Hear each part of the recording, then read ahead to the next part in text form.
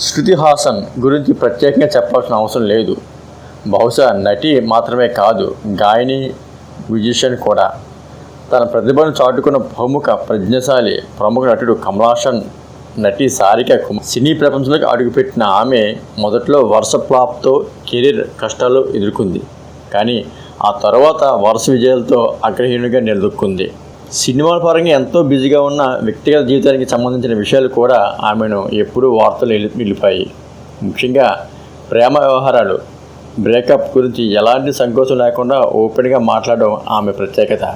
తాజాగా ఓ ఇంటర్వ్యూలో తన గత రిలేషన్షిప్స్ గురించి మాట్లాడిన శృతి వాటి నుండి నేర్చుకున్న పాఠాలు, ఎదురైన అనుభవాలు నిజాయితీగా పంచుకుంది.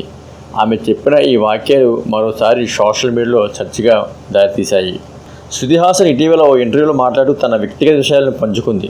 తన జీవితంలో ఇప్పటి వరకు మొత్తం 6 బాయ్ ఫ్రెండ్స్ ఉన్నారని తెలిపింది. అయితే అందులో అత్యంత బాధాకరమైన విషయం ఏమిటంటే 6 ఒక విధంగా తనను హర్ట్ చేశారని, తన హృదయాన్ని గాయపరిచారని ఆవేదన వ్యక్తం చేశారు. ప్రతి రిలేషన్షిప్లోనూ నేను పూర్తిగా నమ్మకం పెట్టాను, కానీ ఒక్కొక్కసారి ఒక్కొక్క విధంగా ఆ నమ్మకం ఛిద్రమైంది అంటూ ఆమె తన ఆవేదన వ్యక్తం చేసింది. కొందరు ఆమె విశ్వాసాన్ని మోసం చేయగా మరికొందరు మధ్యలోనే సంబంధాన్ని ముగించారని, ఇంకొందరు తన భావాలను అర్థం చేసుకోలేకపోయారని చెప్పింది.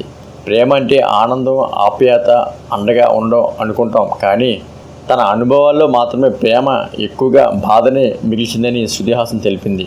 ఎవరినైనా మనస్ఫూర్తిగా నమ్మి ముందుకు వెళ్ళినప్పుడు ఆ వ్యక్తి మనోభావాలను గౌరవించకపోతే అది చాలా పెద్ద గాయం అవుతుంది అని ఆమె చెప్పింది.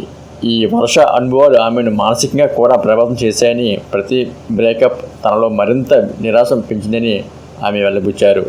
అయితే ఈ నేపథ్యంలో శృతి హాసన్ ఒక కీలక నిర్ణయం తీసుకున్నారంట. ఇకపై రిలేషన్షిప్ అవసరం లేదని, ఒంటరిగా ఉండడమే తనకు సరైన మార్గమని భావిస్తున్నట్లు తెలిపింది. ఇప్పటి నుండి నేను సింగిల్గా ఉండి నా జీవితాన్ని సంతోషంగా గడపాలి అనుకుంటున్నాను.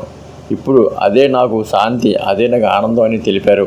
ప్రేమలో విఫలం అవడం సహజం, సరైన వ్యక్తి జీవితంలోకి వచ్చే వరకు ఎదురు చూడాలి అనే కామెంట్లు కూడా వినిపిస్తున్నాయి.